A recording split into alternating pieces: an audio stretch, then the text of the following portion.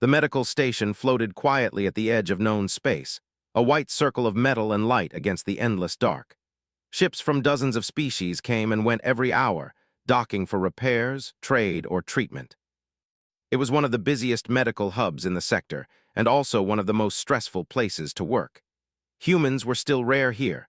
Evan Hale lay on a narrow medical bed, staring up at the glowing ceiling panels.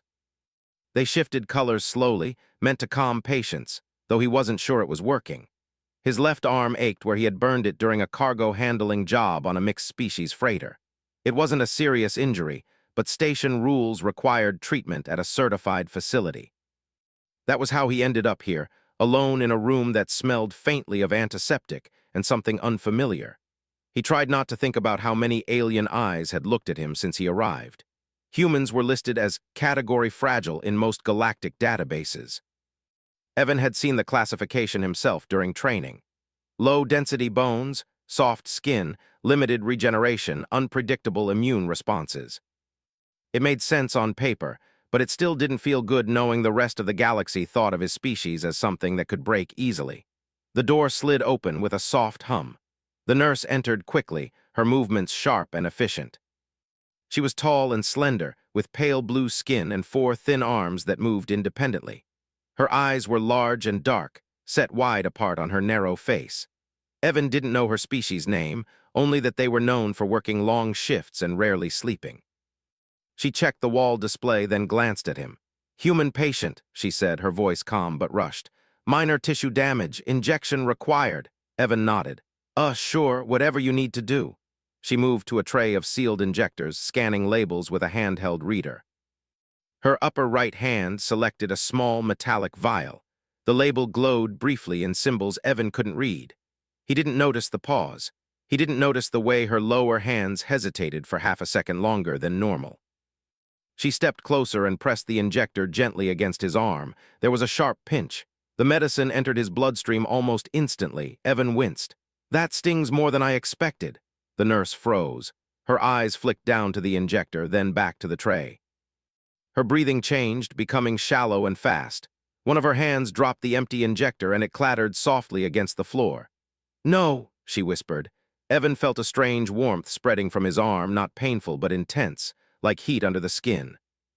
His heart began to beat faster, though not uncomfortably so. "Is something wrong?" he asked. The nurse stared at the discarded injector, then at the label still glowing faintly on the tray. Her skin tone shifted slightly, a sign of stress. That compound was not for you." Evan tried to sit up, but she placed 2 hands gently on his shoulders, pressing him back down. "Stay still," she said quickly. "What do you mean, not for me?" Evan asked. "What did you give me?" Her eyes met his, wide and full of something close to fear.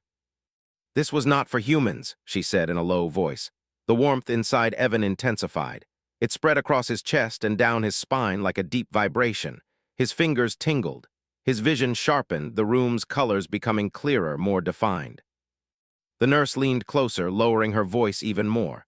"Don't say a word." The medical monitors beside the bed began to react. Lines shifted, readings spiked, then stabilized in patterns the system clearly did not expect. No alarms sounded, but warning icons flickered briefly before vanishing. Evan swallowed. "I don't feel bad," he said honestly. "I feel strange but not sick." "That is the problem," the nurse replied. She moved fast, disabling several automatic reporting functions with practiced motions. Her hands shook slightly as she worked.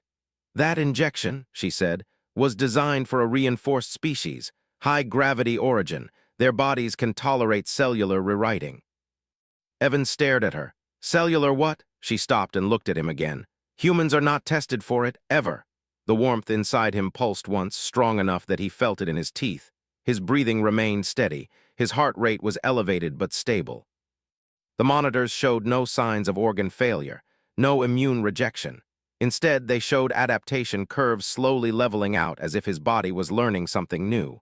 The nurse stared at the display in disbelief. "You should be in shock," she whispered. "Your system should be collapsing." Evan flexed his fingers. The burned skin on his arm no longer hurt. In fact, the pain was completely gone. "I feel fine," he said again, more uncertain now. Her eyes darted toward the door. "You must not tell anyone what happened." If this is reported, station protocol will activate full containment. Containment? Evan repeated. For you, she said.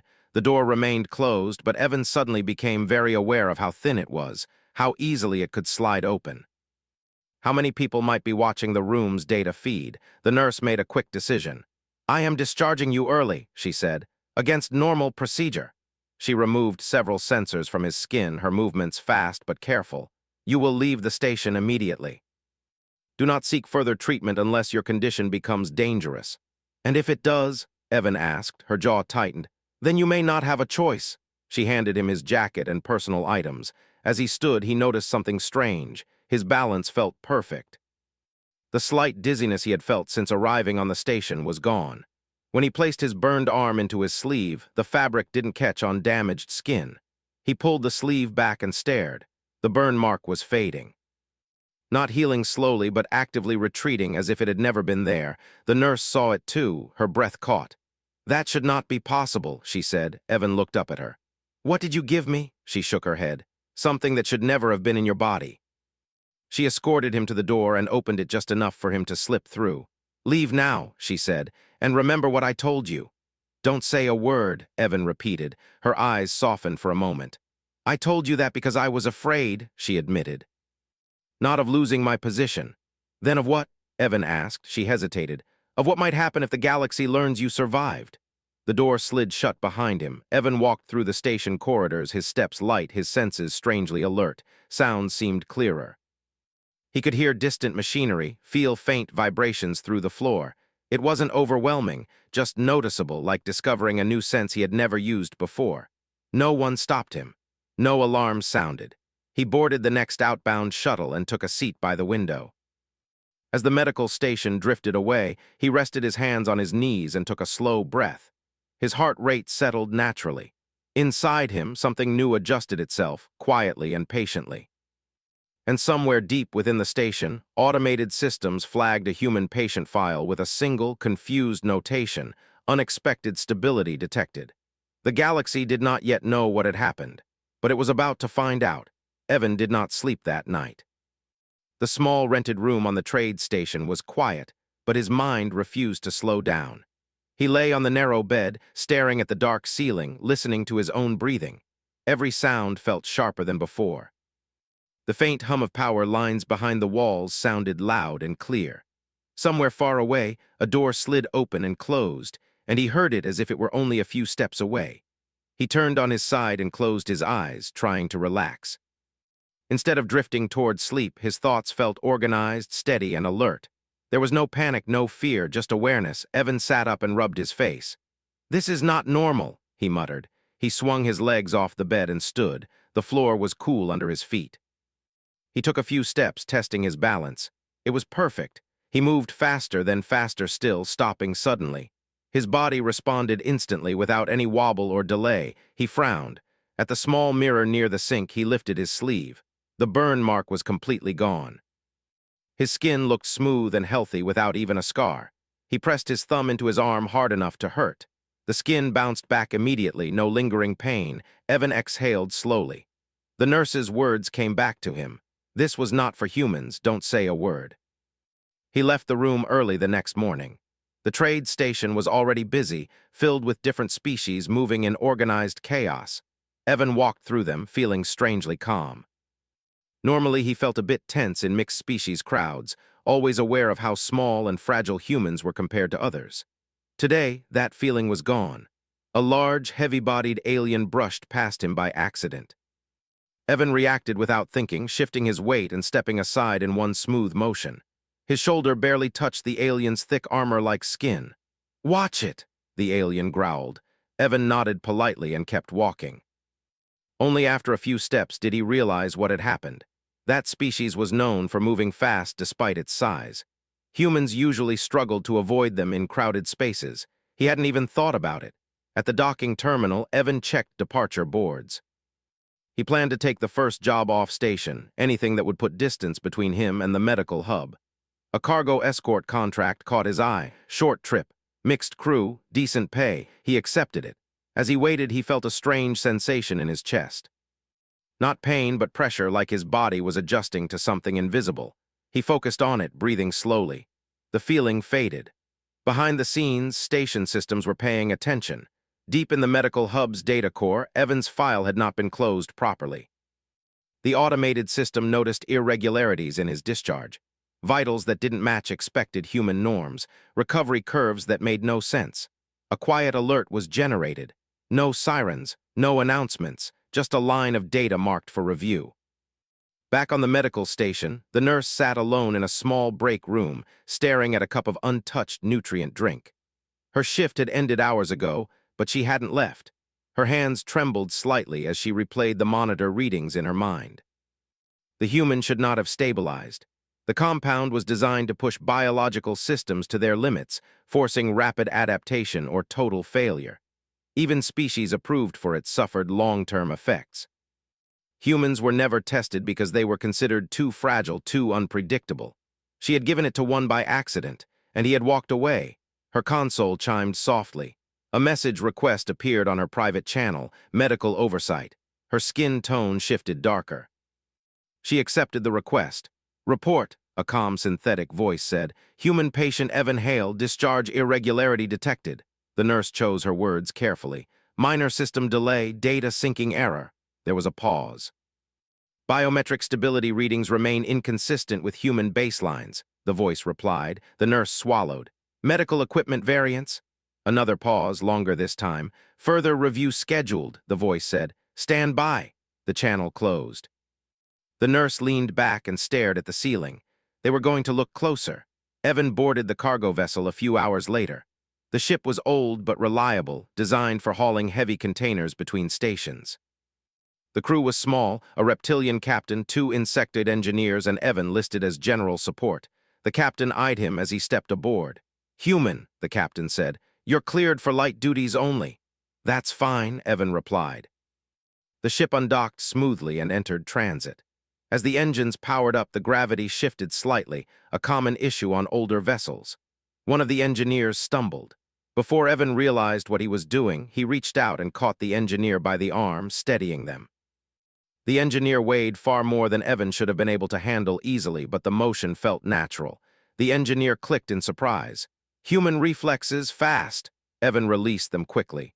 Lucky timing. He spent the next few hours moving cargo restraints and running basic checks. Tasks that usually left him tired felt effortless. He noticed small details he normally would have missed. A loose panel, a vibration that hinted at engine imbalance. When he pointed it out, the engineers listened. That is accurate, one said after checking. Good observation. Evan shrugged, unsettled by how normal it all felt. During a scheduled rest period, he sat alone in the cargo bay. He focused on his breathing again, feeling that strange internal pressure return, then shift. It was as if his body was constantly adjusting, refining itself in response to every environment change. Not breaking, adapting. Several systems away, medical oversight continued its review. Evan's file was no longer just a single alert. Cross-reference data showed a pattern. Sensor readings from the medical station, camera logs, even indirect environmental feedback suggested something unusual. A human should not show those stability curves. A containment recommendation was drafted, then paused. Insufficient data, the system concluded. Instead, passive monitoring was authorized. Back on the cargo ship, an unexpected turbulence event hit during transit. The ship lurched violently. Cargo containers strained against their locks. Alarms rang. Evan was thrown forward but twisted mid-fall, catching himself against a support beam. He pushed off and ran toward a failing restraint. The container was massive, far beyond human strength. He braced himself and pulled. The restraint held long enough for the engineers to secure it. Silence followed. The crew stared at him. The captain's eyes narrowed. Human, that should not be possible. Evan's heart was beating fast, but his breathing was steady. He looked at his hands. They didn't shake. I don't know, he said quietly. I just did what I had to. The captain said nothing more, but something had changed. Later, alone in his bunk, Evan finally slept. His dreams were not chaotic or frightening. They were calm, filled with motion and balance, like standing in the center of a storm and knowing exactly where to place your feet. On the medical station, the nurse watched as oversight systems quietly added new parameters to human biological profiles. Adaptive response, unknown. Risk level reassessment required. She closed her eyes. She had told him not to speak because she feared punishment. Now she understood the truth. She was afraid of what humans might become once the galaxy realized they were not as fragile as everyone believed. And Evan Hale was already proving that belief wrong, one moment at a time. The cargo ship did not make it to its destination without trouble. 2 days into the journey, the passive monitoring systems flagged an anomaly. Not an engine fault, not a navigation error, but a quiet alert that came from the medical network shared across several stations. It was subtle, buried under routine data traffic, but it was enough to trigger interest. A human was changing. Evan noticed the change before anyone else did. It began as a feeling of pressure behind his eyes, not painful, just present. He was in the cargo bay, securing tools after a routine inspection when the sensation appeared. The ship's engines shifted tone a second later, dropping slightly in pitch. Evan froze. A moment later, an alert sounded. Microfracture detected in drive housing, the ship announced. The engineers rushed in, clicking urgently to each other. Evan stepped back, heart beating faster now. "You felt that?" one engineer asked him. Evan hesitated. I think so. Something changed before the alarm." The engineer stared at him. "That system does not emit sensory cues." Evan didn't answer. He didn't know how to explain that it felt like his body noticed problems before machines did. The repair took hours, but the ship remained stable. Still, the captain watched Evan more closely after that. Not with anger or fear, but with careful attention, as if reassessing an old assumption. At the next station stop, things escalated. As soon as the ship docked, a station official boarded. Tall, metallic-skinned, with calm movements and eyes that reflected light like glass. They introduced themselves as a medical compliance officer. "Routine review," the officer said. "Human crew member Evan Hale is requested for evaluation." The captain objected immediately. "There has been no incident requiring." "This is not a request," the officer replied evenly. Evan felt that familiar internal pressure return, stronger this time. His body felt alert, ready, though he didn't know for what. "I'll go," Evan said. "It's fine." The nurse from the medical station was waiting in the examination room when he arrived. Her relief at seeing him alive was clear, followed quickly by worry. "You should not be here," she said softly. "They said it's routine," Evan replied. She shook her head. "Nothing about this is routine." The compliance officer stood near the door, silent, observing. Evan lay on the medical bed again, the same kind he had used days before. Sensors were attached, more than last time. The displays lit up immediately, numbers scrolling faster than normal. The officer stepped closer. "Explain the anomaly." The nurse took a breath. "The patient received an injection not intended for humans." The officer's head tilted slightly. "Detail." "It was an adaptive compound," she said. "Restricted, classified." The room went quiet. "That compound is prohibited due to catastrophic outcomes," the officer said, "even for approved species." "And yet," the nurse replied, voice tight, "the human survived." "Define survived," the officer said. Evan felt the pressure surge again, as if his body reacted to the words. "He stabilized," the nurse said. "Integrated the compound. There is no rejection." The officer turned to the displays. "These readings are unusual." Evan sat up slightly. "You're talking about me like I'm not here." The officer looked at him for the first time. "You are the subject." "I'm a person," Evan said, more firmly than he expected. The officer studied him. "Humans are listed as biologically fragile." "Your data contradicts this classification." Evan frowned. "Maybe the classification is wrong." The nurse's eyes widened slightly. The officer said nothing, but the pause stretched. "Begin stress simulation," the officer finally said. The nurse hesitated. "That may not be safe." "For whom?" the officer asked. The simulation began. The room's gravity increased slowly.